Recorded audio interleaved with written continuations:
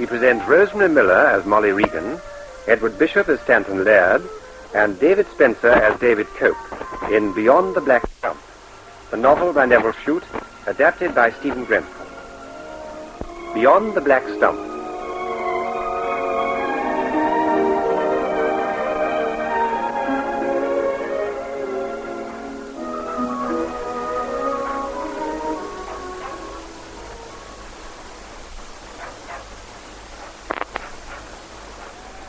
Mrs. Regan, Benefax Joe. Driving as though the deal himself was behind him, as usual. And there indeed, Mrs. Regan, he may well be. As long as he's got my kerosene, he can have all the deals in hell chasing him. As you say, ma'am. You got my kerosene, Joe? 2 kilos. Secret deal for petrol, that all right? Aye, that's right. Let's have the meal. Okay. Then you can have a cup of tea. Pat and the boys will be down in a minute to unload. Here's the mail. I'll sort my letters, shall I? Aye, David, you do that. And you, Molly, pour a cup of tea for Joe. Plenty of sugar. Right. Letter for you, Judge. And your usual English newspaper. Thank you indeed. My sister's a very regular correspondent, is she not? Aye, she's that. Oh, here's Pat and the boys, Joe. They'll unload the drums. Radio. Get the bottle, Molly, and the cold water and glasses. Right, Ma. Morning, Mr. Regan. Morning, David. What's that you got there, a baby kangaroo? A long-legged mouse like this. What else should it be? The kindest hopper this side of the Black Stump. Here are your letters, Pat. Thanks. Hey, in the name of God, what would this one be? The man's too proud to admit he needs glasses. And what would a man of my age be needing glasses for? To read, of course. On the envelope it says Bureau of Mineral Resources. Bureau of what? Oh, I know. It'll be from those people who were here a while back, fossicking about after the oil. God mend them. They'll not be after coming back here again. It may say in the letter. I'll open it then, moment. Let's have some grog in the meantime. Right, Dad. It's from that man, Bruce, who was here before. Here you are, Dad. Thanks. Well, woman, what does he say? He says he's coming here in about 6 or 7 weeks' time, and he's bringing half a dozen Americans with him from the Topeka Exploration Company. What for, in the name of God? To make a seismic survey. Huh? He says there'll be a party of 7 with 3 trucks, and they'll be working on our land about 14 miles west of the homestead. Oh, did you ever hear the like of that? Oh, that's what he's written here, Pat. And he says at the end that the survey will decide whether they drill a test well here or not. Well, you can damn well write straight back, woman, and say that they're not wanted here. I'll have no part of them, no part at all. I doubt if we have any right to refuse them, Mr. Regan. Is that so now? We hold this land on a pastoral lease. There's a clause in the agreement that reserves the mineral rights to the state of West Australia. That binds us to give reasonable access to the land for the exploitation of the mineral resources. And would you call it reasonable that they should send Americans to Lara Station? Some Americans are very pleasant people. I met a bishop once, an Episcopalian, who was quite charming. A bit mundane, I'm afraid. Very, very mundane. They'll be working much nearer my fence than yours, Pat. I think it might be rather fun, having some Americans around. Fun, is it? Would you be after calling it fun the way they carried on in Alice Springs all through the war? Glory be to God. No young girl living in that town that wasn't raped. And no old woman safe. Safe in the house itself, and the door locked and bars on all the windows, and Father O'Connor praying with her on her bended knees, with the damn Yankee soldiers bellowing round the house like raging stallions. Is it fun, you call it? It wasn't like that at all, Pat, and well you know it. If there's any raping done here on Lara, it'll no be done by Americans. I hope you don't mean me, Mrs. Regan. Oh, no, David, I don't mean you. Anyway, there's going to be no raping on Lara Station. Heaven knows the judge here's got enough kids in the school already. Indeed, that is very true. I shall have 6 more children in the school next month than we have desks for. The Vogue twins, and Mrs. Stockton's Elsie, and little Johnny 6, Palm Olive's little girl, and the Yardley boy. I think we ought to order 8 more desks, Mr. Regan. After all, how can I rebuke these little ones for bad writing when they had to balance their slates on their knees? Hey, another clatter them, girl. What, Dad? Damned Americans, always turning a man's life upside down. Indeed, Mr. Regan. They belong to a race which possesses the capacity to do that. Mundane, yes, but vital. 7 of them. 3 trucks. Well, we can't have that many in the house. Where will you put them? Isn't there the shearers' quarters empty for them to sleep in? There's war beds for their bedding and a stove for them to cook on. Aye, they might go there. Oh, you can't put Americans in the shearers' quarters, Ma. In the name of God, why not, girl? Oh, because they live differently to their dad. I've seen how they live on the pictures down in Perth. But did you ever hear the like of that? It's a queer thing I'm thinking that the shearers' quarters are good enough for an Australian shearer and not good enough for an American, with all the lechery and evil in the world in his black heart. Look, Pat, I can put a couple of them up at my place. If they can cope with the gin's cooking, that is. They'd be better doing their own cooking in the shearers' quarters. No, leave it, David. Mr. Bruce knows the way things are with us. We can't accommodate that many people. Anyway, they'll have everything they need for camping by their trucks, or they can sleep in the shearers' place. When it comes to that, I might even make shift to feed them myself.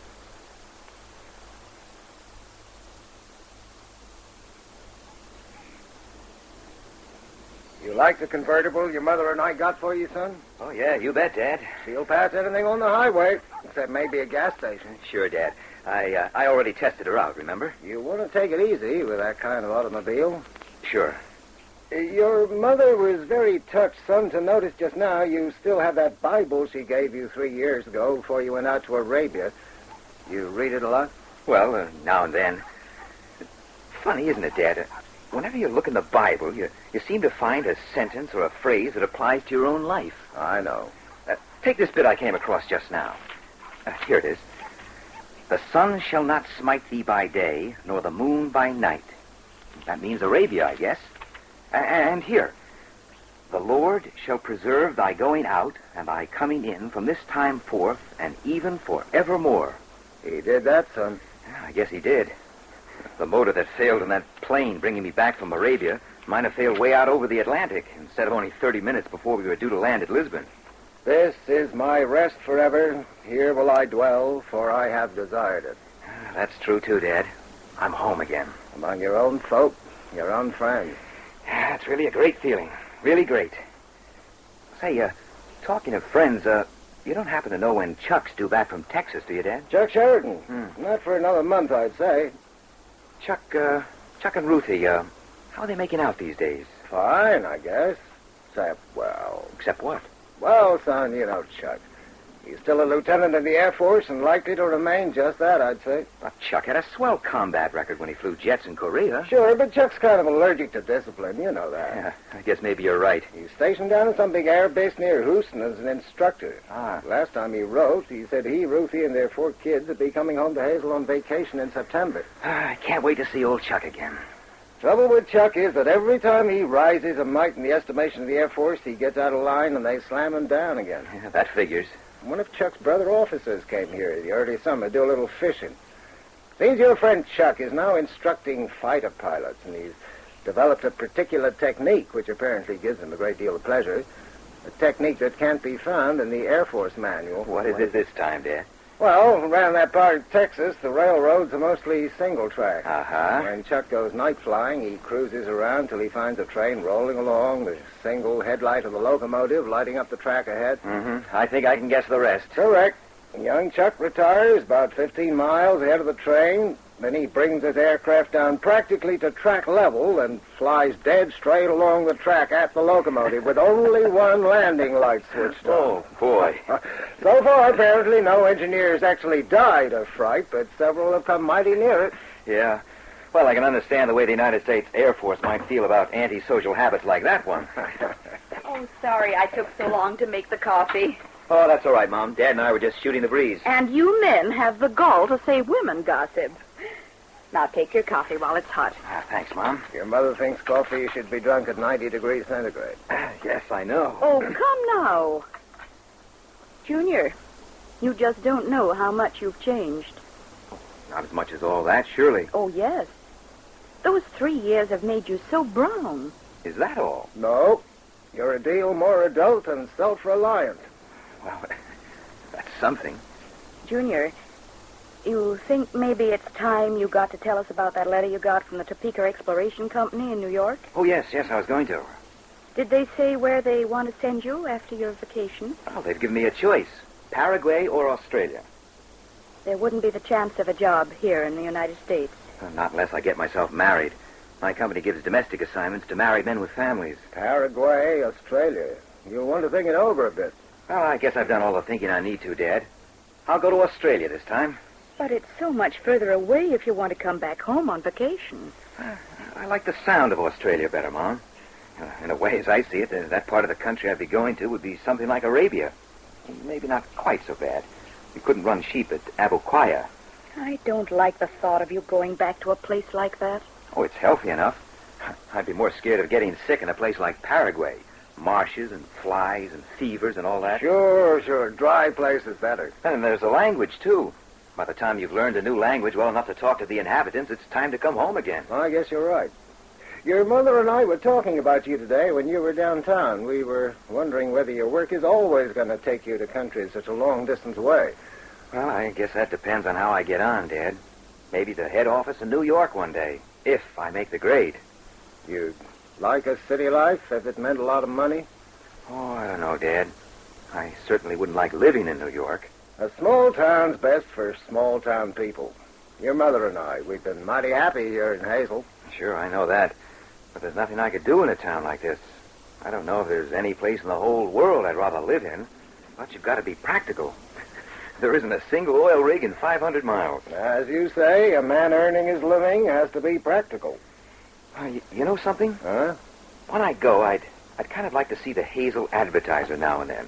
Well, not every week, maybe, just now and then. See what's playing at the movies, things like that. Sure, I'll have it mailed you from the office. You want a Portland paper, say the Sunday Oregonian as well? Oh, well, Dad, I don't know that I'd read it. I guess if I have the Saturday Evening Post and Life and the Hazel Advertiser, that's all I want to read. And your Bible? Sure, Mom. That'll make my mobile library complete.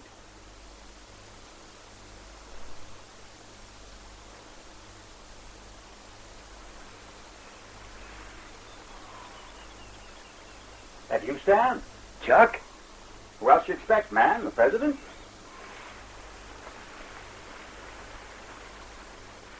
You have any luck, Stan?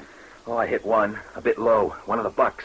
The arrow went right through him. Good. You bring him down? No, Chuck. I shot again, but I guess I missed. Hey, that's the guy I shot at. I saw he'd been wounded. I got him just behind the shoulder. You and I make a swell pair of hunters. Well, I say we rest up a bit. I'm not used to this kind of terrain. Okay with me. Well, I guess this is where we start to take the fat off, if we're going to get that fellow. Sure. When I get my breath back. I'm a fighter pilot, remember? I don't do this kind of thing every day of the week either. If some of those kids you teach to fly jets saw you crawling around the woods like this with a bow and arrow, they'd think you were nuts. They think I'm nuts anyway. Oh, you blame them? But Chuck, you, Ruthie, and the kids, you like it down in Texas? We make out okay. 4 kids. Boy, Chuck Sheridan, the perfect coordinated family man. Cut it out. Stan. Huh? What'd you think of young Tony when you saw him yesterday? You really want to know? Yeah. Well, it seems to me that young Tony doesn't look much like his pa or his ma. That kid's getting to look one hell of a lot like me. Yeah. Ruth and me, we don't say nothing about that. I guess you're the only people in Hazel that don't. Ah, so what? There's nothing anybody can do about it now. I reckon we were all a mite hasty when we were youngsters. Yeah, maybe we were. Anyway, it's all come out okay. You figuring on getting married, Stan? Oh, one day, maybe. There aren't too many girls around the places I work. Ruth and me, we get kind of worried sometimes. About me? Sure. Well, what about? Well, it seems like you got the tough end of that deal of ours. Oh, I made out okay. Reckon I got a long ways further than I'd done if I got married in high school. Yeah, maybe so. Yeah, you got the book learning and turned into somebody, Stan. Me? I got Ruth and turned into a bum. I can't figure which of us got the better deal. Okay, you big bum. On your feet. We'll get moving after that buck and shift some of this fat I spoke about. Roger.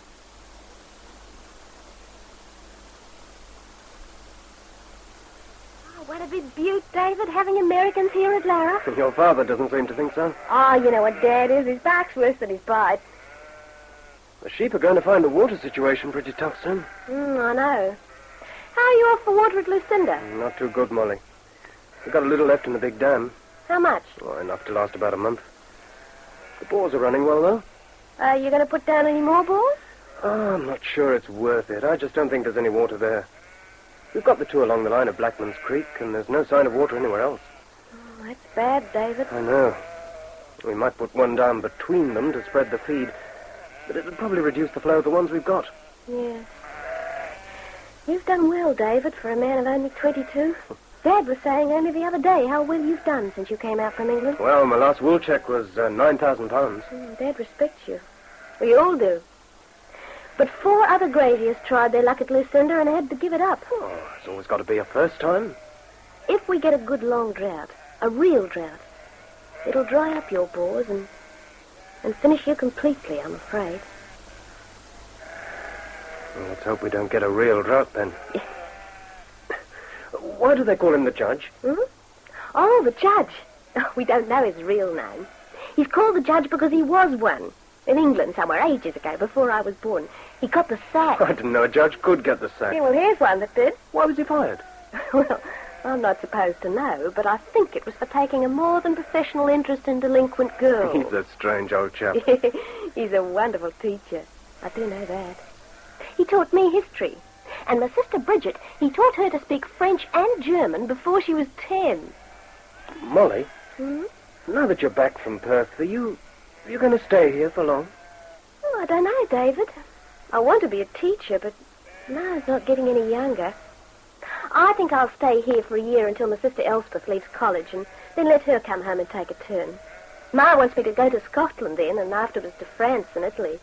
I'd like to do that before I settle down and get a job. Oh, that'll be a grand trip. You could come back via America. I never thought of that. Hey, when these Americans come here, David, do you think they'll be like the Americans we see on the movies? I shouldn't think so for a moment. They don't all live in penthouses or mansions in the deep south, you know. I'll bet they don't live in places like our shearers' quarters either. When do they arrive, anyway? Oh, they're here. What? Came this morning, didn't you know? Well, nobody told us. Oh, talking of the movies, are you going to Clem Rogerson's show at Manor Hill on Saturday? Are you? Well, I usually do. Makes a change. Ma likes to go sometimes. Tell me on the air tomorrow night in the Natter session. I'll call in here and pick you up, if no one else wants to go. Oh, all right, David. Thanks.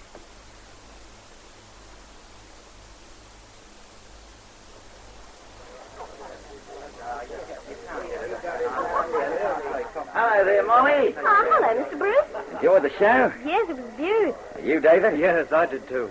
Your mother and father here, Molly? No, they didn't come. David brought me over to Manor Hill. Oh. Ma said they'd better stay at home in case you come over with the Americans. Yeah, I'm sorry about that. We got held up on the road. Look, let me introduce you to Stanton Laird. He's the one who'll be in charge of the party on your father's land. Oh. Hey, Stan!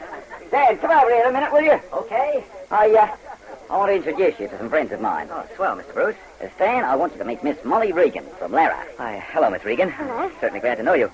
I hope we get onto your property today, but Don will have told you we're running kind of late. Yes, I know. What happened? I guess we just naturally got lost. What, between here and Malvern Down? That's right. Didn't you follow the tracks the mail truck make? Miss Regan, one wheel rut's just like another wheel rut to me.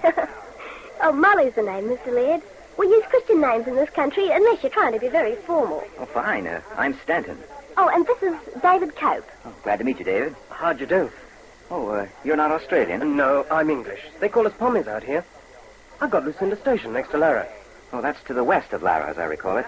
I guess we'll be operating pretty near to your boundary. Yeah, so if I can help you in any way, I hope you'll come over and tell me. Oh, that's mighty nice of you. And I'll start right away by getting you a drink. What's your poison? Oh, thanks, but I don't believe I'll take anything right now. Well, nothing at all. But everybody's grogging up like fishes round the corner. Grogging up? Aussie for drinking. Well, maybe something soft. Oh, what would you like? Coke, is that okay? Sorry, we haven't got anything like that. Lime juice, lemon squash? Lime juice, please. A long one. Right, won't be a take. Don't you drink, Stanton? Not alcohol. Not many people do where I come from. Oh, I thought all Americans drank terrifically. I suppose I'm going by the movies I've seen in Perth. Miss Molly, I'd say that the movies aren't a very safe guide to America. Of course, some Americans do live that way, or they wouldn't make movies about them, I guess. They'll do anything in Hollywood. But I come from the West, where we don't live that way at all. It's still kind of frontier where I come from. Ranching and riding horseback over the trails. You still use horses in America? Why, certainly. In my part. Where I live, there's nearly 300 square miles right close into town, where you can only go on a horse. No roads at all. It's frontier still. Oregon, in back of the state, close to Idaho. Do you know how many horses we've got at Laris, Stan? I'd only be guessing. About 300, but I'm not really sure. Heaven's sake. Laris just under 1 million acres, you know. It's not big as properties go up in the north. We feel it's just a comfortable size. Oh, my face is sure red. You know what? I'm going to keep my big mouth shut about America till I learn something about this country. Oh, no, don't do that. You don't know how much we've all been looking forward to hearing how you live and everything. We seldom get a visitor at Lara, and I don't ever remember anybody coming from abroad, except David. Hey, that reminds me, it's time we went to look for him, if we're ever going to get a drink, that is. He seems to have forgotten all about it.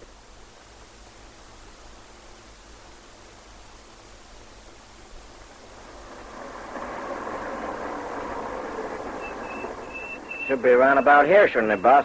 Sure, Hank, just about.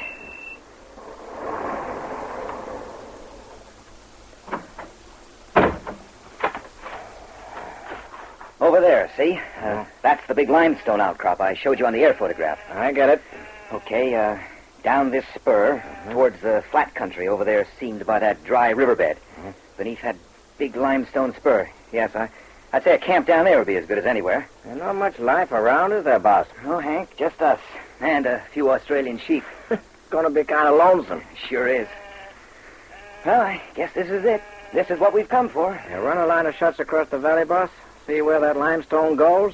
Maybe. We'll make our camp down there by the dry riverbed for a start. Okay. Let's go then. I got the gin to make some tea, Stan. As you say, the folk at Lara haven't broken you into rum yet. No, not yet. Say, do they always drink it that way in this country, Mr. Coke? David's the name, Stan. They drink their rum like that in the outback. And not down in Perth. It's just like England there. I can't figure out why they're not all nuts, the way they drink this stuff. Oh, don't make any mistakes. The Regans are good graziers, you know. Yeah, I know. That's just another thing I can't figure out. Your own place now. There must be a lot to do in a place like this. Well, there's a lot to do, all right. I'm at it all the time, from dawn till dusk. It's a bad property, of course. Bad? If it was a good one, I wouldn't be running it at my age. Oh, I get you. Well, here's your tea. Oh, thanks.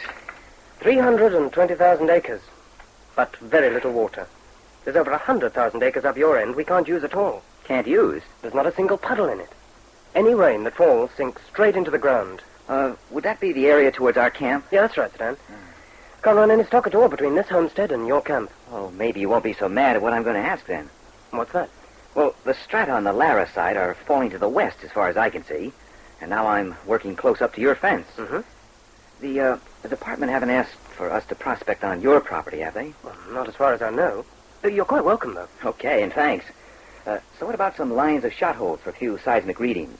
That would only mean a couple of trucks on the land and a few small explosions. I can't stop you, Stan, and not that I want to. We've got no sheep there because there's not a drop of water for them. And most of it I've never seen myself. If you go on it, I'd be glad to know what's there. Well, I'll certainly tell you everything we find, Dave. Well, time I was getting back to work. The boys will be wondering if I managed to get myself lost again.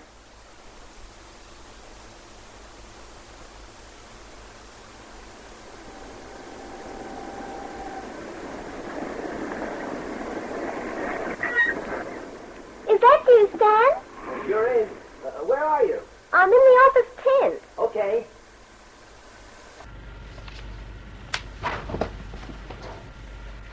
Hello there. I just drove over to collect your laundry, and as you weren't here, I thought I'd look through some of your Oh, magazines. fine. See anything that interests you, Molly? Oh, yes, Stan. You really do have lovely things in America. Tell me, are these pictures real? Real? Yes, you know, I mean... Well, do you really have motor cars like this wonderful convertible? Yeah, I guess so. Sure, I'd say that was about right. Oh, you do have the loveliest magazines. Oh, would you like to borrow some of them? Well, if you really can spare them. Oh, it's good propaganda, a real two-way stretch. While I'm learning about your country, you can learn a bit about mine, in case you ever visit there. Oh, I'd love to. Oh, that's settled then. Stan, is it very cold where you live? Well, most winters we have, say, a foot of snow for around 3 months. In a bad winter, or a blizzard, well, it might run to a couple of feet. Do you know, Stan, I've never seen snow. Is that right? When you have snow, do you really use sleighs with horses and bells on the harness? Only on the farms, I guess. Louder on the air, boss. Okay, Hank. Well, it won't take me long, Molly. And when I get back, we'll have dinner. A cookie-made maple ice cream, special for you.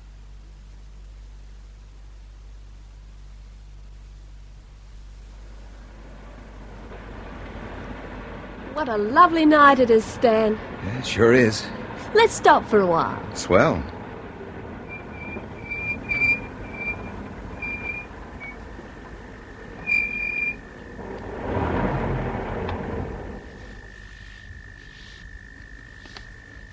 Do you mind if I ask you something, Molly? No, of course not. The judge, is he a bit nuts? Oh, good heavens, no. The judge has got a very clear mind. Mind you, he gets a bit confused sometimes, but that's only the rum. Well, that's exactly what I can't figure out. Now, back home, if anybody drank like the characters out here drink, he'd be right on the skids. Oh, the judge doesn't really drink a great deal. Dad drinks twice as much. It just doesn't seem to make sense to me. Oh, Ma cuts it down when she thinks they'd have enough. She knows about grog. Ma was a barmaid before she married Uncle Tom. I always thought Mr. Pat Regan was your father. Oh, yes, Stan, really. Yeah, I suppose we're rather a difficult family for strangers to understand. You see, after Mike and Charlie and Bridget were born, Ma and Uncle Tom didn't get on very well together. So Ma left Uncle Tom and married Dad. Well, Father Ryan says Ma and Dad aren't really married. We're all mixed here, you know, Catholics. Didn't they get married? Well, they couldn't, because they couldn't get a divorce. Not even a civil marriage? I don't think so. I'll ask Ma sometime. Sure must make things kind of complicated. I don't know, Stan. Not here in this part of the outback we call the Lunatic. I'm glad you told me all this, Molly. Well, it'll help you to understand us. I suppose you think we're a lot of savages. Why should I?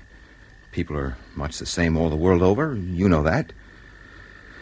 We've all got a skeleton of some kind in our cupboards. Oh, not you, Stan. Oh, you're dead wrong there. I think maybe I ought to tell you about mine. Well, only if you really want to, Stanton. I do. Here goes. You remember that guy I told you about, Chuck Sheridan? Your friend who's an Air Force pilot? Yes. Well, about 12 or 13 years ago, a few months after Pearl Harbor, Chuck and I and a couple of girls, we got in a scrape. Oh, what kind of a scrape? Oh, a real humdinger. It would have rocked our hometown of Hazel a mighty sight more than it did if it hadn't been for Pearl Harbor. But I guess the honest citizens had more important things in their minds than the misbehavior of its teenage population. How old were you? Oh, you're all about 16, I guess.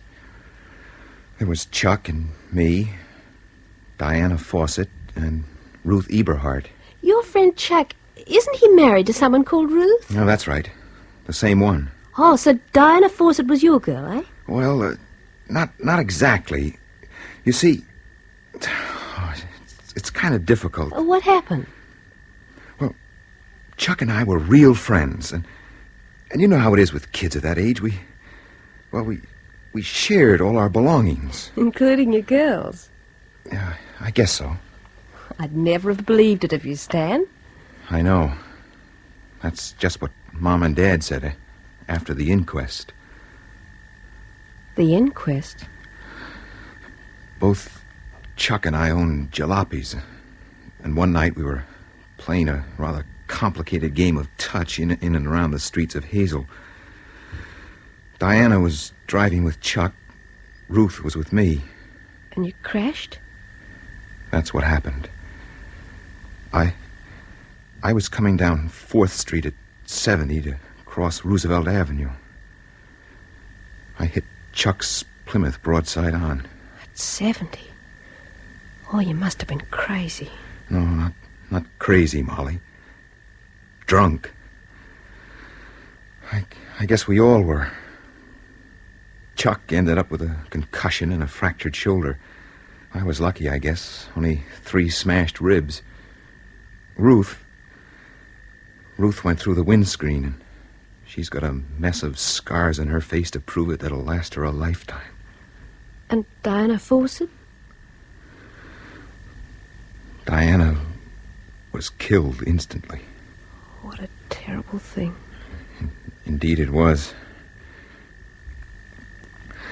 When they had the post-mortem, they found Diana was pregnant. Oh, the poor kid. And, well, Ruth was pregnant, too. What did the police do? Well, Judge Hadley figured it this way. Diana was dead. Nothing could bring her back to life again. Though Chuck and I had killed her, we were all culpable in some way. I guess it seemed profitless to the old judge to start chucking me on the road to the penitentiary. He sentenced both of us to a year in reform school and suspended the sentences indefinitely, subject to the chief of police putting in regular good reports about us. You were lucky, Stan. Nobody realizes that better than me, Molly. You said that Ruth was pregnant, too. So she and Chuck had to get married, eh? Well, not exactly. Ruth had been my girl, and if she was pregnant, I had a pretty good idea of which out of Chuck and me was probably responsible. The Eberhards were playing the hell with Ruthie, trying to pressurize her to say which of us it was. Well, I guess she finally decided Chuck was more fun than me. Anyhow, she said it was Chuck, and they were married as soon as she came out of the hospital. Stan? Yes? You were telling me the other day about this job your father's offered you on his own firm. Oh, yes, I guess I'll be joining him next year.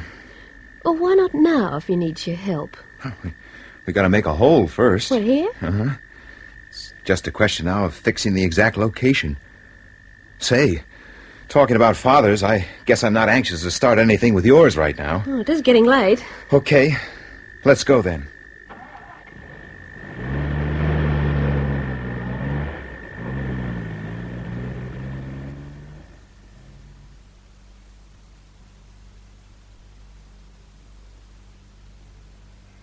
Your sheep don't look too bad. Not too bad, David. How's the rain been on Lucinda? Could have been a lot better. We only got about 9/10 of an inch at the homestead. Oh, Uncle Tom says we got about 3 inches. But then, Molly, you always get more than I do. Oh, it doesn't do us any good. Goes straight into the ground.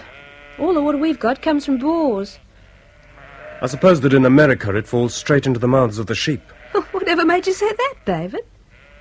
So far as I can make out, they run their ranches very much the same way we do. Only they seem to have a lot more water than we do and smaller stations. Better land, in fact. Everything's better in America, isn't it? Well, if it is, it's because they've worked damned hard to make it so. And I just sit on my backside and smoke my pipe all day, of course. Oh, I didn't mean it personally, David. You work harder than anybody here in the Lunatic. Just that I get a bit tired of these supermen. Well, what have you got against them, David? I think it's because they're so ignorant. Oh, I'm going back. You're always on the lookout for any excuse to run them down. They've brought a bit of America into the Lunatic, and I think it's done us all good. Look, perhaps we better change the subject. Too right. All right. Will you marry me? That's a very poor joke, David. I'm serious. But you can't be. I'd have asked you months ago if it weren't for the fact I'm probably going broke this year. I've been in love with you for a long time, you know that. Yes, I know. Oh, what made you ask me now? Oh, just to remind you I'm still around. Because I've been going round with the Americans. I suppose so, yes. Look, I suppose someday I'll want to get married and settle down. But not for a while. I'm sorry you asked me now, David, because the answer's got to be no. I thought you'd say that. Oh, well, let's forget it. When Elspeth gets through college in a year from now, I want to go to England. I suppose Suppose you'd rather we didn't go on meeting? Well, David, if that happened, I'd be sorry, but it's up to you, of course. Look, so long as you realise I'm not marrying you or anybody else for the time being, I don't see any reason why we shouldn't keep on meeting. After all, there aren't so many people our age here in the Lunatic, but if you think it's not going to work out, we'll have to give it up. Okay. We'll leave it like that. Good night, David. I'm terribly sorry.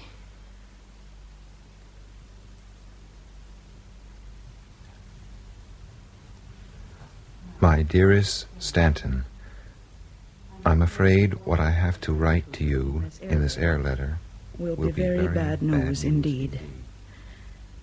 Your friend Chuck Sheridan was killed flying last week. Amy Eberhardt came round last night and told us the news. It has been a terrible shock to them, and indeed to everyone in Hazel. Chuck was stationed at a base called Harrisburg in Texas, and it appears he was instructing the cadets there in night flying. It must have been low test flying, or whatever they call it, because Chuck collided with a train. Amy was all broken up, of course. She never did like flying, so they've gone down by the Limited to arrive Thursday morning. She said it was a terrible accident, because one wing of Chuck's airplane hit the smokestack of the locomotive, and the airplane rolled up in a ball and burned alongside the track, in front of all the people in the coaches looking on. Ruthie, of course, is all broken up. So is everyone in Hazel. I mean, Chuck did so well in Korea, and then to get killed just on a silly training flight. You can't explain it. But God knows best. I am so sorry this news comes to you when you're so far away from us all. But now that you have decided when your work in Australia is done to come home to help your father in the family business, it won't be for long. I am so glad you've decided to come home, because it is at times like this that all Chuck's friends should be together. All our love, son, and come home soon, Mother.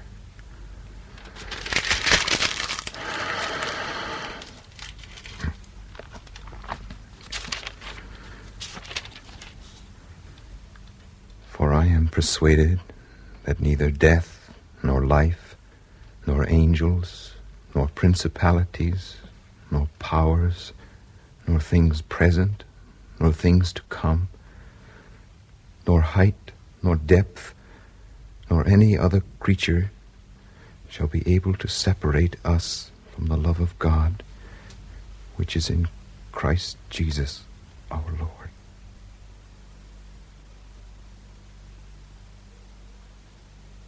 This Anzac Day, boss, must be quite something then.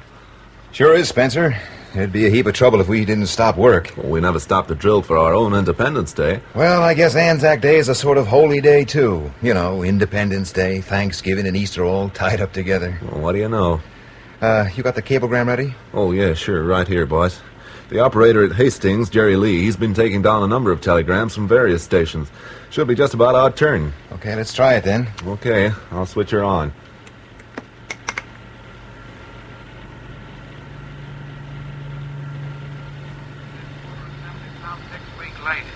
Regards, Johnson Wombara. I'll tell you, he's cut his bloody throat. What in hell was that? The Lord only knows. Turn the volume up.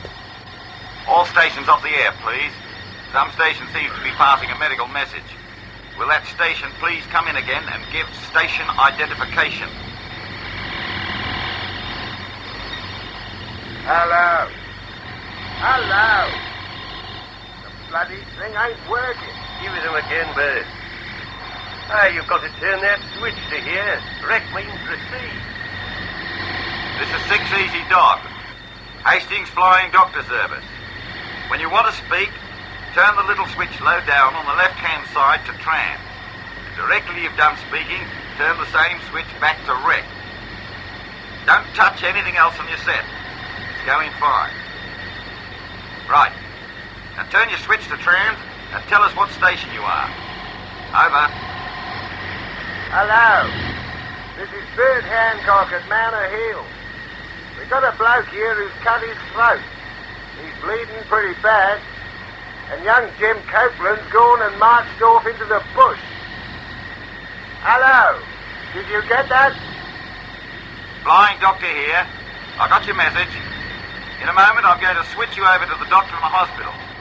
First of all, though, who was it went off into the bush? Now turn your switch to tram. Now. Over. Jim Copeland, that was. Went off in the middle of the night. Left a note on the cookhouse table.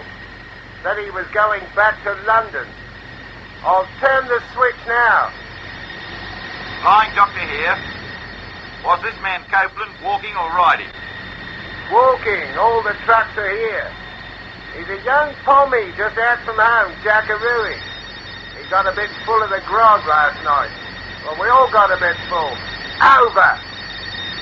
Right, Manor Hill.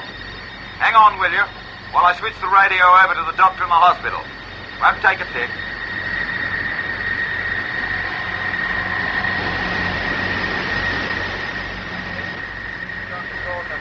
Hospital. How did this man cut his throat? With a razor, Doc. We got him out in the veranda, sitting up. It didn't seem right to move him. Tell me how long the cut is, whether it's still bleeding. I'd say it's about 4 inches, Doc. It's bleeding pretty fast still. Real nasty. Right. Now look, Mr. Hancock. I'll come out just as soon as I can get an airplane. But first of all, you've got to get that bleeding stopped. Have you got any suits? Turn it down a bit, Over? Spencer. Okay. I don't know what they'd be, Doc. Maybe some of us should go over with the first aid kit. Take quite a while. The airplane with the doctor would make it first. I guess I'll go over and take Tex with me. We're not so far away, and it might look bad if we didn't show up to help. Okay, I'll turn it up again. See what's happening. Well, I'll try it if you say so, Doc. I told you, though, I can't stand blood. Makes me sick in the stomach. I've chunned it once today already.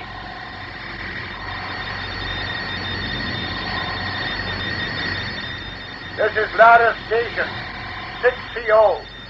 We heard the whole of that. Mr. Pat Regan and Miss Mollie Regan are leaving at once for Manor Hill with medical supplies.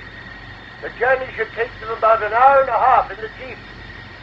I'm afraid those poor boys must have been terribly intoxicated. Over. Thank you, 6CO. I'll tell Manor Hill when they come on again. Listening out. Flying Doctor, this is 6QT, Topeka Exploration. We heard all of that. Mr. Laird and one other are leaving right now for Manor Hill. I guess they'll be over there in 2 hours. Over. Thank you, Topex. I'll tell Manor Hill. Listening out. I'll say they were terribly intoxicated. I guess that's what happens in this country when the manager goes off to Perth for Anzac Day and takes his family along. Except at Lara, boss. Lara's different. I'd say they're kind of pickled. It just doesn't do them any harm anymore. Besides, they've got a Scotch ex-barmaid in the driver's seat. Maybe that's what you want to run a ranch in this kind of country.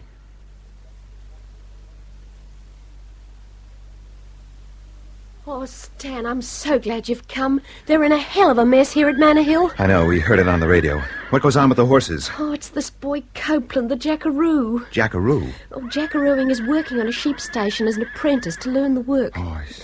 We've got to find this boy. He's out in the bush somewhere. Dad says he'd probably be dead by sunset.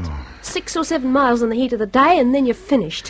What can we do to help, Molly? Oh, the country's too rough for your jeep. Can either of you ride a horse? Well, certainly I can. No, I mean really ride, Stan. Well enough to keep up with us all day. Oh, you forget I was raised on a ranch back home in Oregon. Good-o.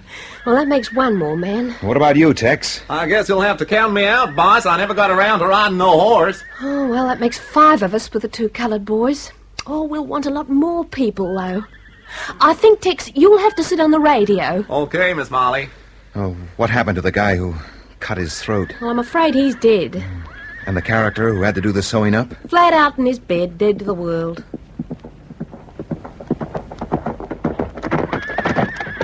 Glory be to God, I'm glad to see you, Mr. Laird. Hell, you'll not see the like of this between Dublin and the County Kerry. Or in the whole of the United States of America either, for that matter. Stan can ride, Dad, and ride well. And Tex is going to stay with the radio. Yeah, isn't that a great mercy now? We'll go up to the homestead now and see if we can talk to anyone on the wireless. It's 10 more men we'll be after needing with their saddles.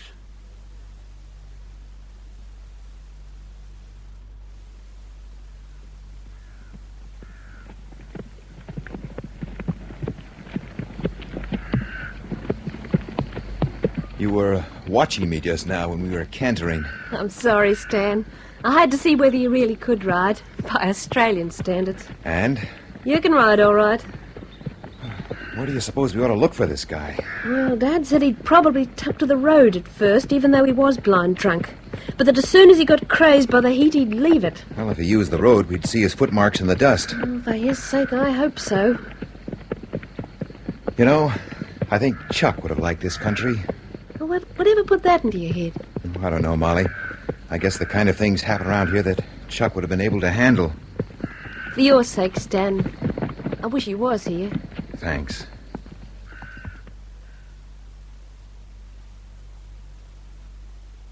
Oh, I don't see we can do any better than go on as we're going, Stan. You're the boss. We must be 7 or 8 miles out, I suppose. About that, I guess. Well, you could have walked as far as this by night quite easily. Although we haven't seen any traces. Yeah, this guy's good at covering his tracks, the nut. I'd like to keep it going for another couple of hours, if that's all right by you. Say till 5 o'clock. Fine. I just hate to think of anybody wandering about on foot in this kind of country. Oh, I know. They come out from home and they just don't understand. It takes a long, long time before they do understand. Hey. What is it, Stan? I was just wondering, that might be over there on the road. It looks like a stone. Oh, I don't see anything. See that first kind of wiggle? Yeah. Well, on past that. The tree on the left. Just a mite past that. Oh, it's a stone. I guess maybe it is, but it's kind of rounded for a stone in these parts. And they're mostly red anyway. I guess I'll just take a look.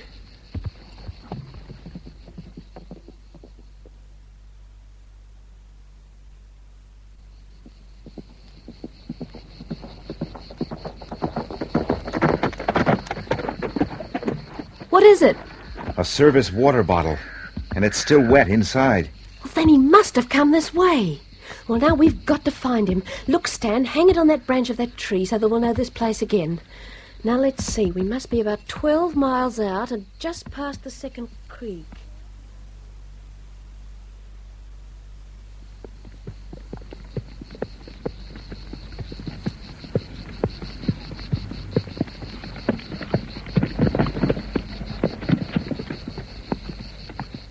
I guess this must be his trail. I'm certain he can't be far away. He isn't. What? See that clump of spinifex down there? Where? Oh, yes, I've got it. My goodness, what wonderful eyesight you've got. Come on.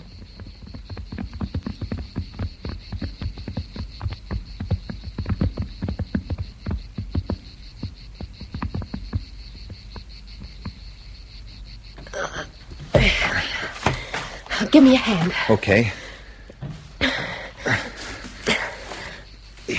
Well, he's alive. Only just. Yeah. He's burrowed right into the spinifex like an animal. Well, we'll have to cut it away from on top of him. Have you got a knife? Sure. My hunting knife from back home. Oh, he's scratched and torn by the spinifex grass. And it looks as though he's bitten half through his tongue. Oh, he's still alive. That's the main thing. Okay. Let's fix the grass. Oh, he needs water pretty quick. Then we better get him up into a sitting position. Right, here we go.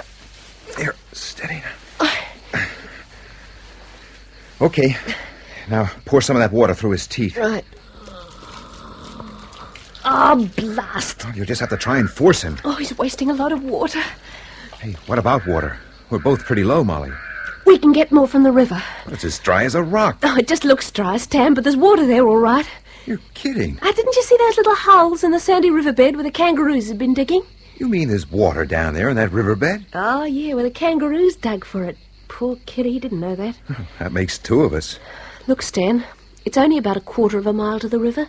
Do you think we could get him there? Oh, why, sure. I could carry him that far, or we could put him on a horse. Oh, it's better to carry him if you can manage it. There.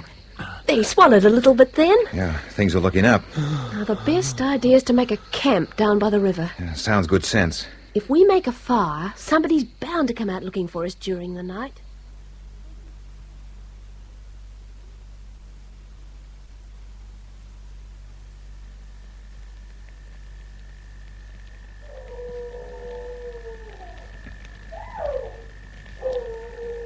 This kid, Molly, he's very near to death. You know that? Yes. It's the skin. He's so terribly burnt. Oh, let's hope somebody sees our fire soon. I'll throw another bush on it, will you, and give it a stir? Okay.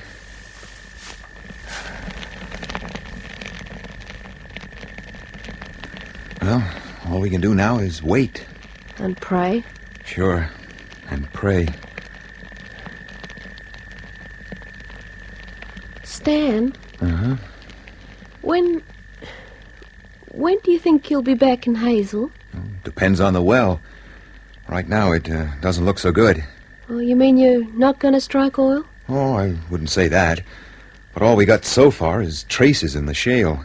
And if there isn't oil here, what'll you do? Oh, I guess I'll resign my job with Top-X, go home, and help my father with his automobile business. Yeah. Yes, I see. That way, I'll be home around July. I'd kind of like to go home and live in Hazel. I guess I've had my fill of hot countries in the oil business. Do you know what that means, Stan? Me going back home? No, not finding oil. Some of us were beginning to, well, dream dreams. Dreams? You know.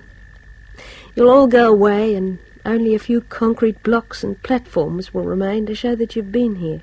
Yes, I guess so. But no more ice cream or Coca-Cola in the Lunatic. No more American magazines. No more stories about how you live in America. There'll be no chance of a town growing up here in the Lunatic with hairdressers and shops and cafes and theatres and churches. Well, if we don't make a strike, I guess that'll be true. We'll all be terribly sorry to see you go. I guess I'll be sorry to go, too, in some ways. Why do you say that? Surely you can't like living in a place like this. Not after Oregon. Well, you get kind of used to a place. Besides, folk here have been mighty nice to us. Oh, it's made a tremendous difference to us in the Lunatic, having you all here. And your shoes, I'd do the same. I'll be itching to get back to Hazel. Sure, that's the way I feel, Molly. Yet in some ways, I just can't bear to leave. Why ever not? What's so attractive about this place? You. You can't be serious. I didn't mean to talk this way. I'm all of 8 years older than you, Molly, and that doesn't seem right. But ever since you let me tell you about Chuck, I've thought about nothing else. Oh, Stan. So if that oil isn't down there, I just can't bear the thought that I'll be going away soon and never see you again. I guess there's one thing above everything else a man like me wants in his wife. That she be a kind person. And that's what you've been to me, Molly. Real kind. What your dad would say, the kindest hopper this side of the Black Stump. Oh, I never knew you thought of me as a hopper. Oh, I don't really, honey. That's sort of allegorical, like the Black Stump itself. But if I were to tell you that you were the kindest person I'd ever met this side of the Black Stump, I guess that would be true. Oh, Stan, you're such a sweet person. I'm in love with you, Molly. I guess I'm older than I'd like to be, and a mite too serious for you, maybe. But I do love you very dearly. Oh, Stan. So, will you marry me? Yes, of course I will. Molly. Oh, Stan.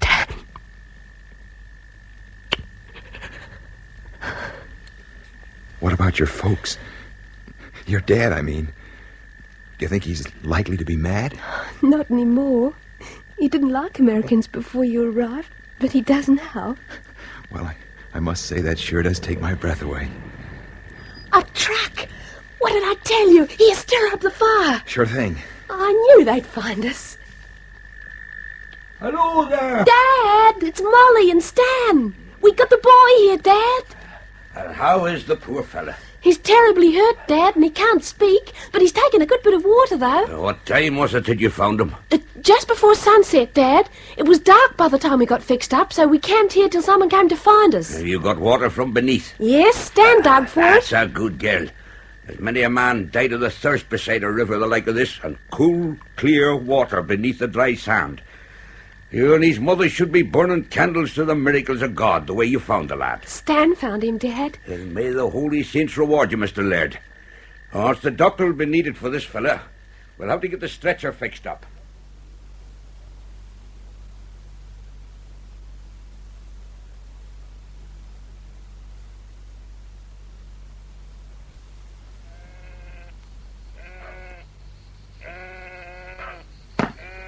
Good afternoon, Mrs. Regan.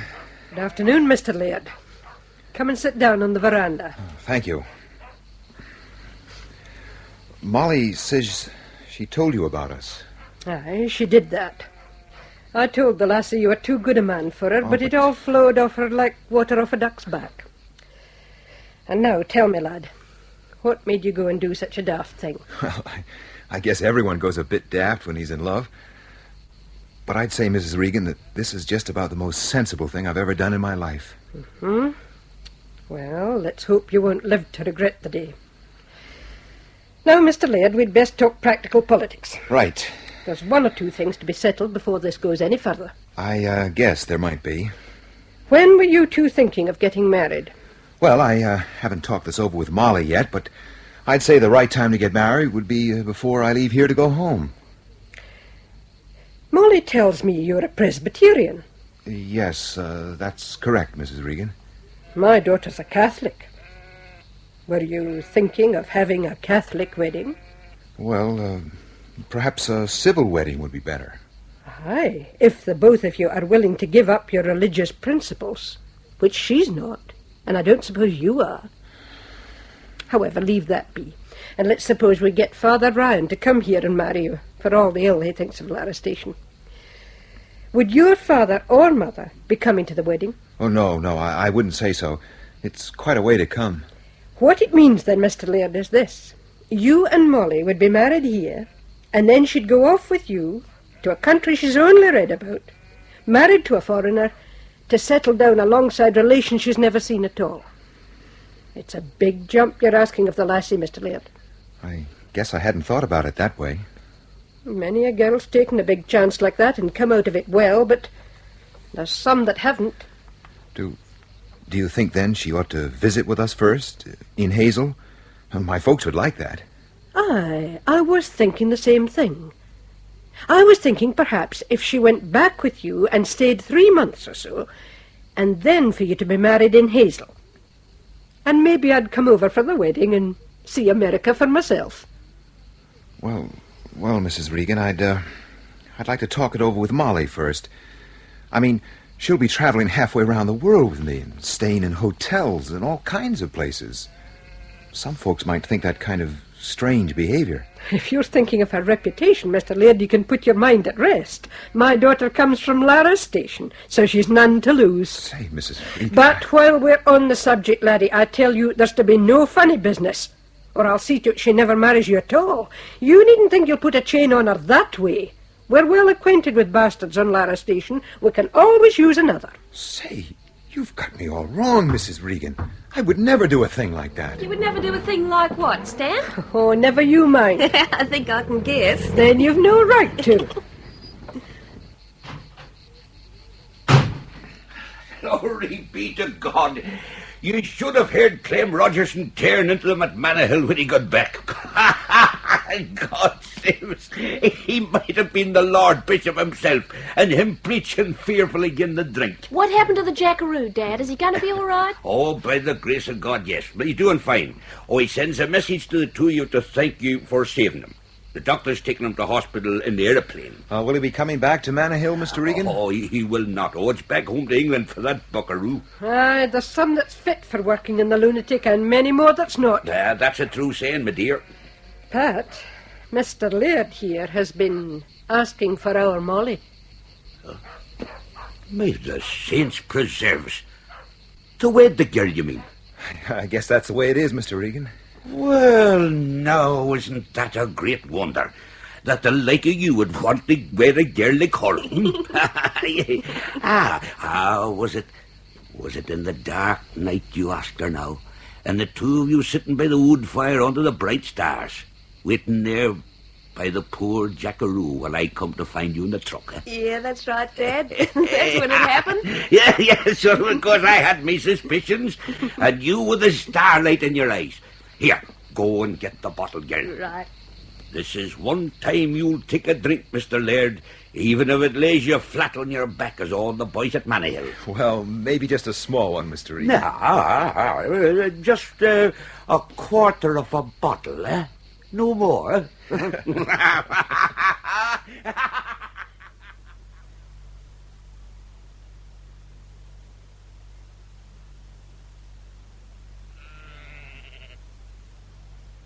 Hi there. Hello, Ted. I thought I'd stop by. Oh, come on in. Thanks. Any sign of it letting up here at Lucinda? Not a hope. 9 weeks at least before we can expect a new rain. How's the stock holding out? I lost about 300 last week. Jeez. Guess you won't have many left in 9 weeks. I think I'll probably get by with about 2,000. Out of the 4,000 you started out with. That's quite a loss. Well, come on in and have a drink, Ted. No, I guess I won't stay. The guys back at the rig will be wanting their chow. Oh, you, heard the news? What news? Well, back at the rig, they're saying, Miss Mollie and Stanton Laird aim to get themselves married. Well, I dare say it's true. Do you know when it's going to be? Well, he's going back to stateside in June, so I guess it'll be then. He's leaving, whether there's oil or not? Oh, there's no oil here, brother. Oh, this is a dry hole. A busted flush. Well, Stan Laird's a good sort of chap. Well, they don't come any better. Too good for me, I guess. Oh, well, so long for now. I gotta beat it, or those guys will tear me apart.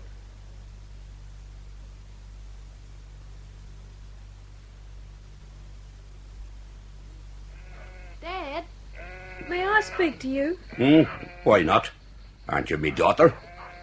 It's about David Cope, Dad. Could we do anything to help him, do you think? Glory be to God, girl. And why would we be after helping one like that against a normal summer drought, girl? Sure, if we help him this time, he'd be coming to us and expecting help every third year when the rain's short. Yes, I know, Dad, but I would like to help him this time, though. You see, I had to be rather unkind to him, Dad. It's not the time to be unkind to anyone when his sheep are dying off like flies. Was the lad wanting to wed you? Yeah, that's right, Dad. And I had to tell him I was going to marry Stan Laird. The blessed saints themselves preserve us. But is that a reason why we'd take 4,000 sheep upon the property, and them so starved that ate as much as bullocks? Yes, it is, Dad, if we can do it. If somebody here was, kind to him now, it'd even things up a bit. How many sheep would we be running now? Oh, hard to say, girl. 33, 34,000. Dad, could we take his sheep and not get into trouble ourselves? Are you still thinking of him, girl? No, of course not. I'm going to marry Stan. Could we help David, Dad? Listen now, girl. I'll drive up and have a look round number 10 bore tomorrow and see how much feed we've got up there. Oh, thank you, Dad. You'll be bringing bankrupt ruin on the Regans, my girl. Sure, we could all live the life of Wryly himself if we had no sheep.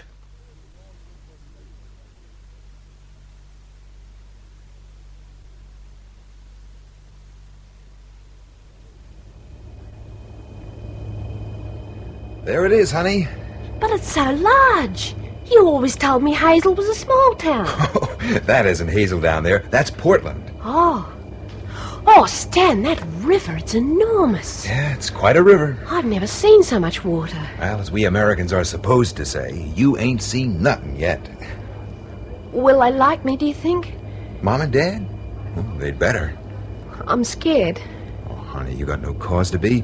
They're just ordinary folk, like the folk in the Lunatic. Oh, darling, you're wrong there. In the whole wide world, I don't think there are any people like the people in the Lunatic. Well, maybe not quite so nuts. Anyway, there's no cause to worry. So relax, honey. They're going to love you, as I do.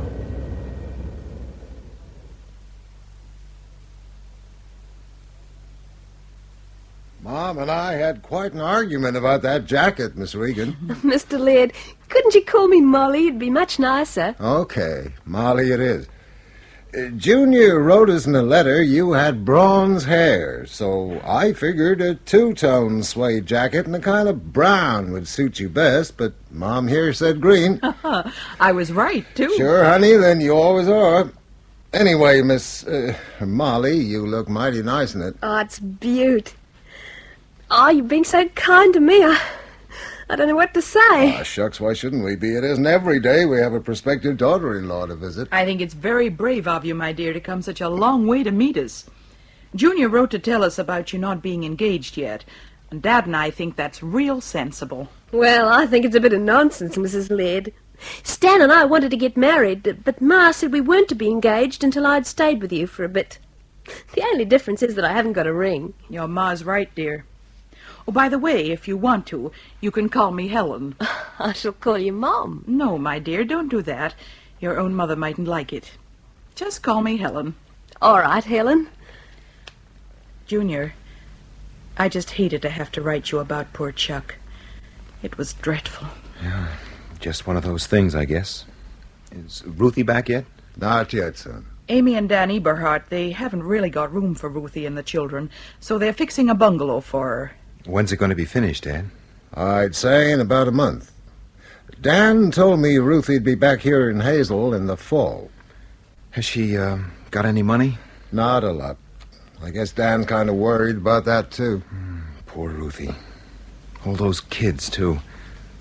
I guess she sure got the rough end of the stick after all.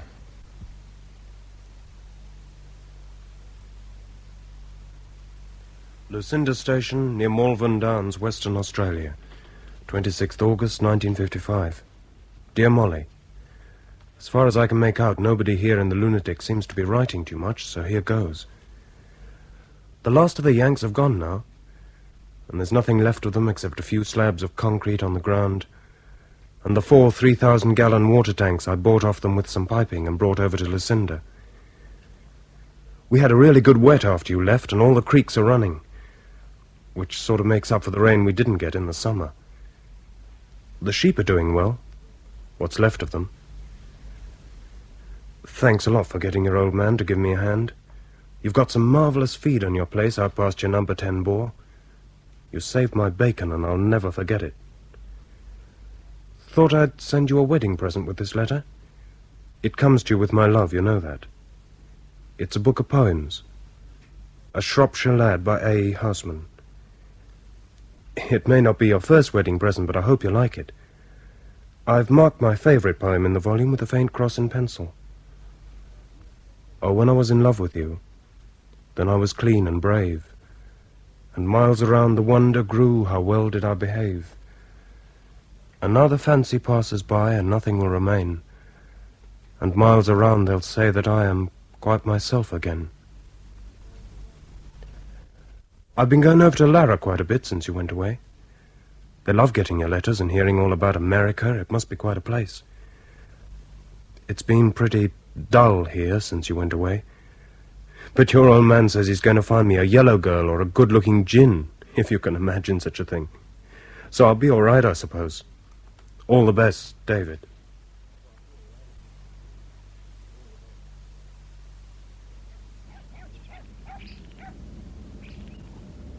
Hello, Helen.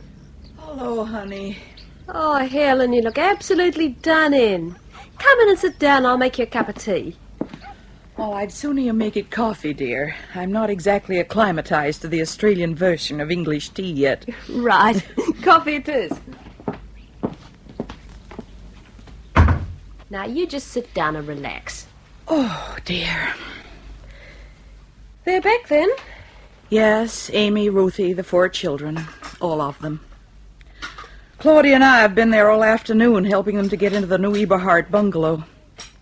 Sakes, my dear, if ever there were 2 worn, haggard women and 4 weary, fretful small fry, they're just plumb tired out, all of them. Is there anything I can do to help? Well, Ruthie brought back a whole sack of dirty diapers. Oh, good. I know Ruthie would appreciate it if someone would have put them through a washing machine and hang them out. Right, I'll go round and get them right away. And if you wait 5 minutes, there's a kettle of potato soup that it won't take me a moment to warm up.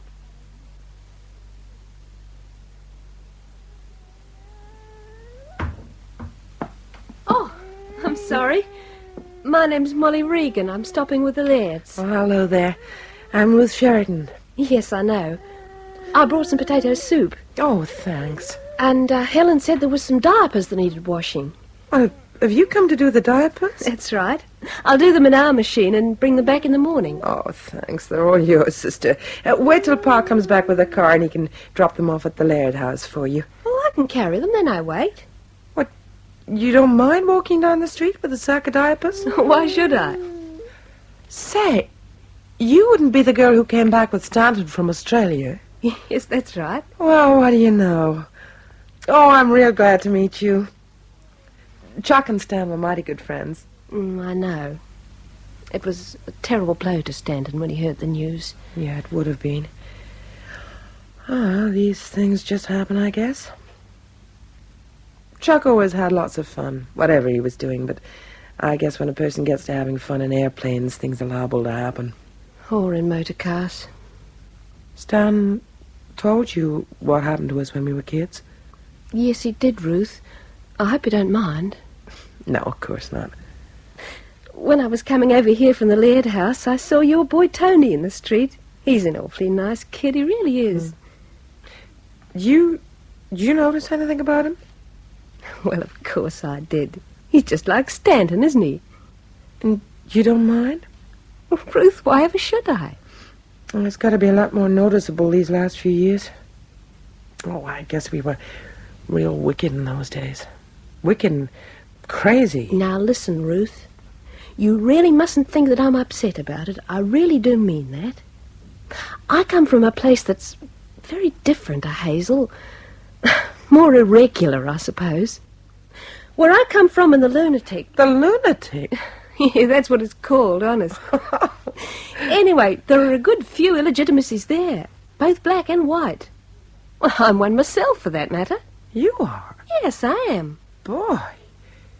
Hey, does Helen know that? Well, not unless Stanton's told her. Ruth, Tony is Stanton's son, isn't he? Yes, honey, I guess he is. Oh, I kind of hoped he might be Chuck's, but... Oh, well, maybe I did wrong when I told everybody the baby was Chuck's, but I'll never be sorry I did it. Of course you won't. Nobody's any the worse for what you did. Maybe not. Oh, I don't know. Ruth, I'd better take the diapers now. Anyway, the Lairds will be expecting me back for supper.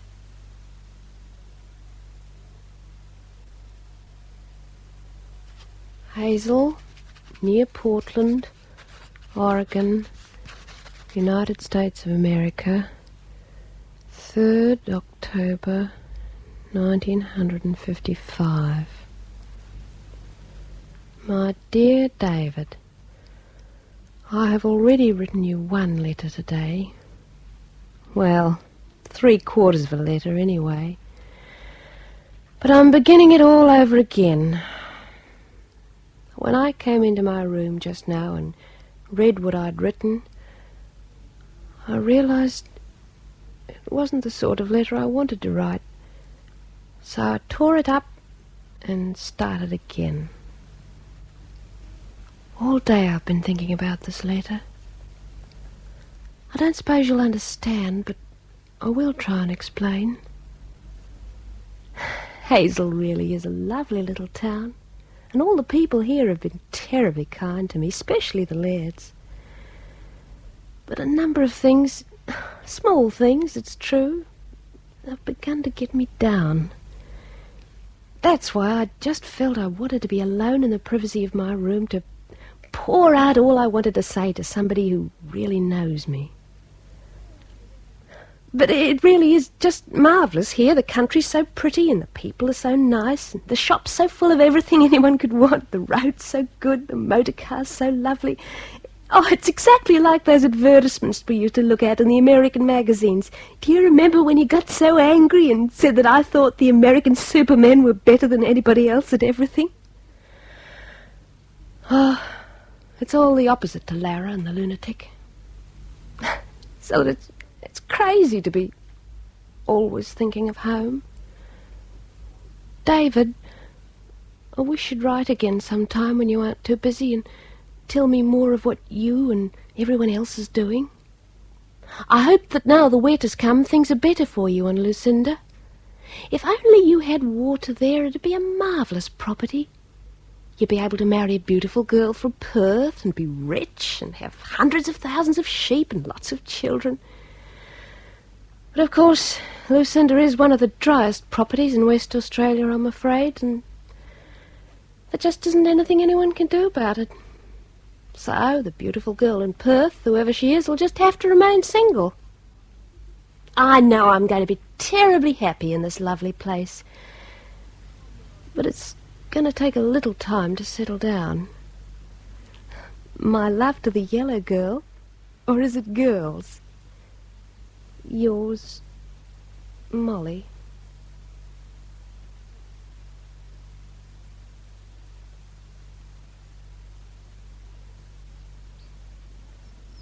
Hiya, Mrs. Laird. Hello there. Mum sent me over to get the diapers. Ah, you must be Tony. That's right. You're the Australian girl that came back with Stan? How did you guess? Oh, I've got the diapers right here. Gee, you look just like an American. Say, what are you laughing about? Did you think I'd be like a coloured girl? I seen pictures of Australians in school and they were all coloured. Long spears. And they threw things called boomerangs that come back. Yes, that's right. But there are a lot more whites than coloureds in Australia, just like there are here. I guess I didn't know that. There are a lot of things you don't know, young man. I guess so, Mrs. Laird. Mum said to say thanks for the diapers. Bye now, see you later. He's an awfully nice kid, isn't he, Helen? Why, yes, I guess he is. It's all right, Mum. Stanton told me all about him. Oh, he did? I'm sorry, Helen, but I can't help laughing. Stanton said he wasn't sure if Tony was his or Chuck's, and he meant it, too. As if you couldn't tell just by looking at the boy. Tony is Chuck's son, Mollie. But, Helen, he can't possibly be. Stan must have been exactly like that at his age. You never knew Chuck, Mollie. I guess he and my son were pretty much alike. Oh, it's all right, Mum. You mustn't cry. It's not going to make any trouble whoever his father was. Now, Stan told me all about it a long, long time ago. Not long before he heard Chuck had been killed. And I don't mind a bit. Honestly, I don't. Now, you come and sit down and I'll get you a nice cup of coffee. He is Chuck's son. Ruthie always said so, and she ought to know. But it doesn't matter whose son he is, Mom. He's a nice kid, and that's all that matters. You wouldn't want him around the place if he was Stan's child, Mollie. But he's not Stan's. Stan was never wild like poor Chuck. Mom, Stan was only 16 when it happened, and he told me all about it.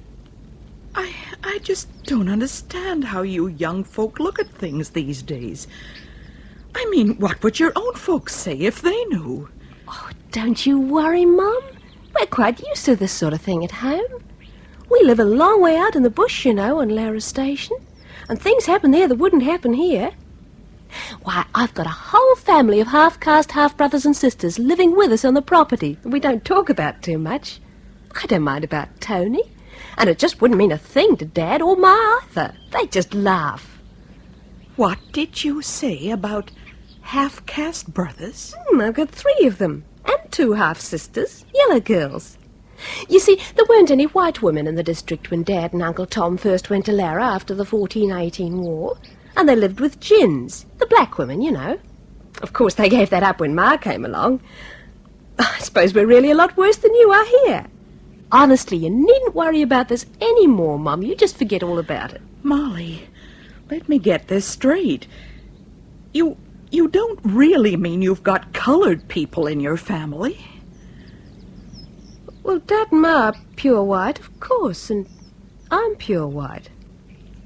But I've got half brothers and sisters living on the property, and they're colored. You mean real colored? Like the colored folks here? That's right. Stan never told us that. Does it make any difference? I just don't know. It's all been so sudden.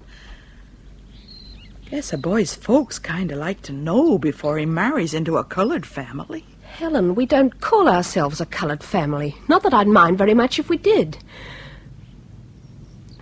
Now, I think perhaps you ought to have a talk with Stanton, Helen. He'll be able to explain things better than I can, because he'd see them more the way you do. And he's seen the way we live. Maybe that's right, dear. I guess I'll have to have a talk with Stan.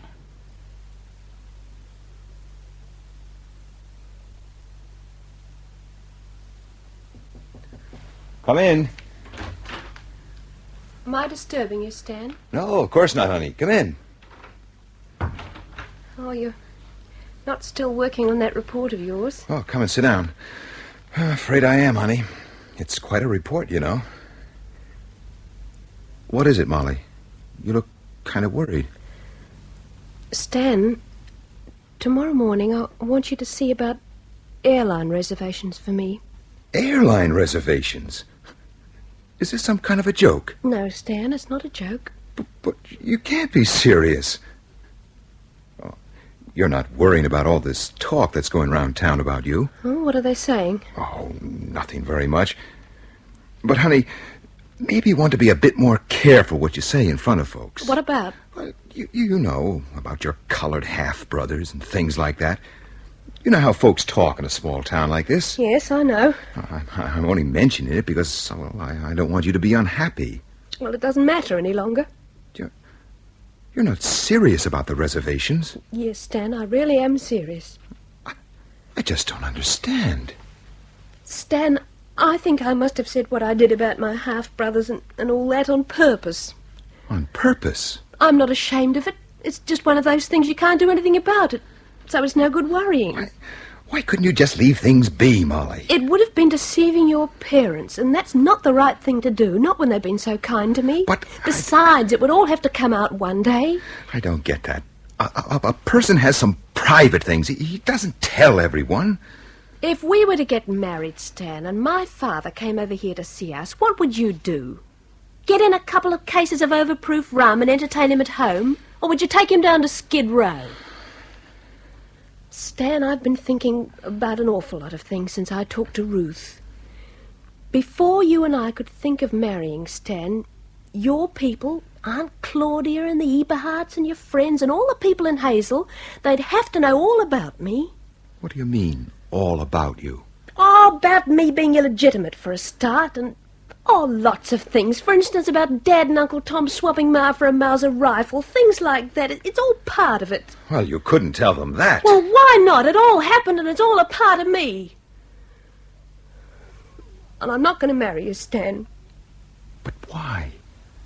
Why? I just don't understand. Darling, it wouldn't work. I see that now. And you will too one day. You do now, if you're honest with yourself. There's too much between us.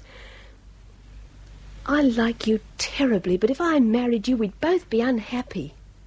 Oh, it's no good going on and kidding yourself that it'll all come out good when it's like that. I don't see it that way at all, Molly. Honest, I don't.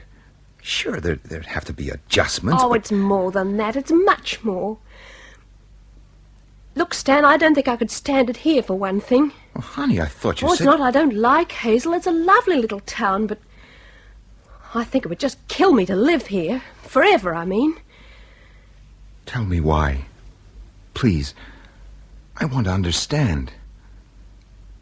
Well, everything's been done here, for one thing. Where I come from, everything's still to do. Oh, there's so very much to be done and built and made in the Lunatic. Oh, I'd like to go back and have a hand in doing it. Oh, sometimes, honey, I kind of feel that way myself. But you only live once. There's no call to live your life in a place like the Lunatic. Well, there's one other thing I'd like to say while we're talking like this. Go ahead. Stan, I think you ought to marry Ruth one day, after I've gone away and all this has died down. I think that's the right thing for you to do, and I believe you know it yourself. Well, I guess when a guy's girl starts cracking up another woman, then it's kind of final. I guess it is, Stan. Maybe you'll feel better about everything in the morning, honey. No, Stan, this is it. All right. Now, I want to ask you something, Molly. Well, I'll answer if I can. You're going back to marry that English boy, David Cope? Well, I can't answer that one. I just don't know. I shouldn't think he'd asked me. He asked you once, didn't he? Yes, he did. Well, I've got a wedding present for you and David. Or perhaps it'd be better to say a kind of dowry. Wedding present? For David and me? Sure. Here it is. What is it? Here. It's a piece of paper. The last page of my report. Go on, read it. On Plan 1, surface spot levels below minus 150 feet are indicated by the area hatched in brown.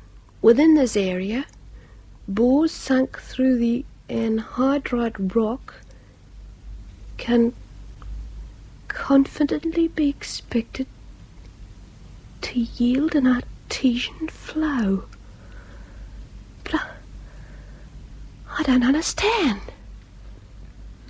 That's my wedding present to the two of you, Molly. Water. Scads and scads of it. Right under Lucinda Station. Clear, cool water. The clearest, coolest water this side of the Black Stump.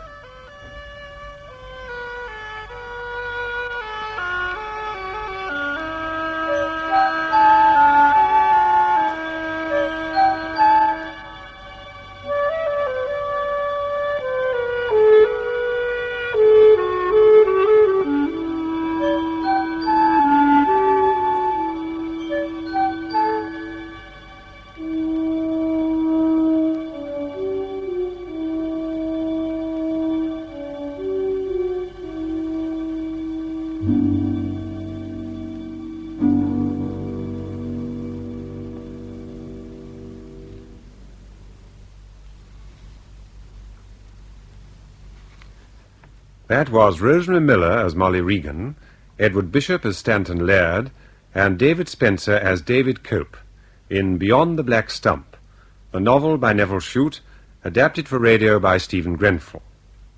The rest of the cast was as follows: Jane Regan, Dorothy Smith; Pat Regan, J.G. Devlin; the Judge, Walter Fitzgerald; Mr. Laird, Patrick Barr; Helen Laird, Brenda Dunrich; Chuck Sheraton, Jerry Stovin; Spencer, Stephen Thorne; Jerry, Bruce Beebe; Gordon, Frederick Treves; Ted, Alan Haynes; Ruth Sheraton, Mary Wimbush; Tony, Peter Bartlett.